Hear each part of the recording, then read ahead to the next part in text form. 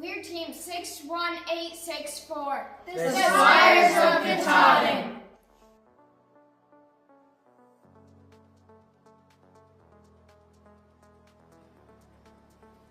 Although the Earth is covered by 70% ocean, only 20% has been explored.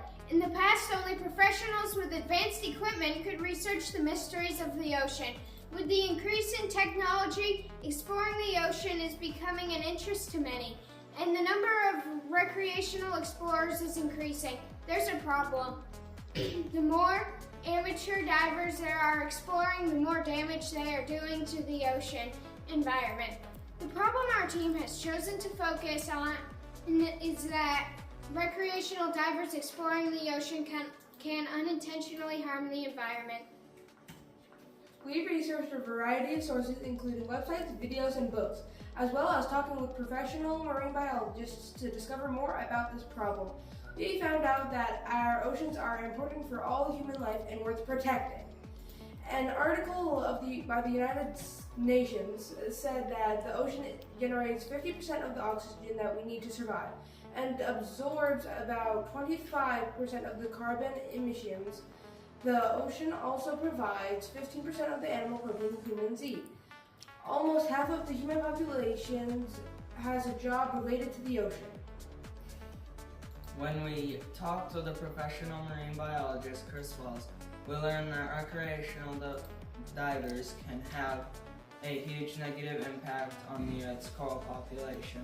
Doing further research, we read on a website from the National Oceanic and Atmospheric Administration that coral reefs are some of the most diverse and valuable ecosystems on Earth, home to over 4,000 species of fish, corals, and other marine life. Coral reefs cover only 1% of the world's ocean, but provide habitat for at least 25% of the world's marine life, with many reef species still to be discovered. In addition, corals are important because they lead to medical advancements, protect shorelines, and protect creatures that filter toxins. Unfortunately, amateur divers are known to harm coral. We read on earthwatch.com that recreational scuba divers exploring their reefs can damage coral by touching sea life around it, knocking off chunks of coral, or disturbing sediment that covers the coral. Chris Wells told us that coral has spiny internals, and when pressed on, they are stabbed internally, injuring it and sometimes giving the coral an infection.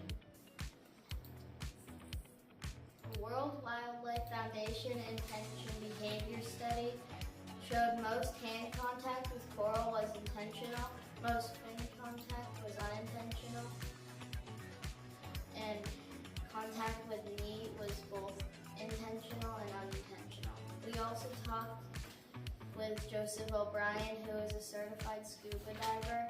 He showed us his scuba equipment and explained how difficult visibility is because of the goggles, and that the bulky equipment can make it hard to position your body accurately.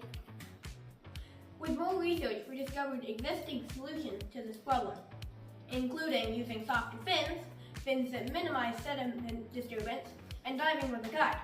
Another possible solution was trying to warn divers prior to going out to be careful, not to touch the reef or organisms. But a study showed that warning them did not make any difference. We developed a project plan to move forward. First, we researched problems related to exploring the ocean on our own. Then we met as a group and shared our ideas with each other. We voted in order to pick the idea we wanted to develop.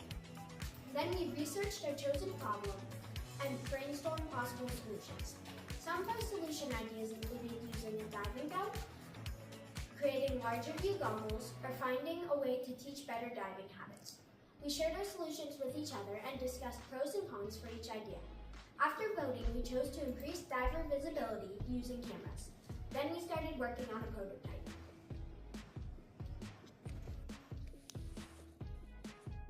We originally shared our idea with Todd Bennett, a software developer.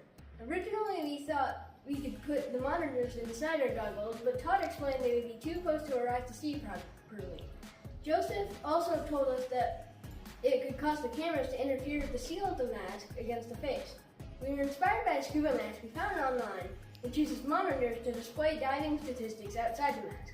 We designed our own model and experimented with the monitor position. We chose to put the monitors just outside the left and right of our goggles, with the cameras mounted on the other side of the monitors. Todd challenged us that visibility might not be enough to know our surroundings.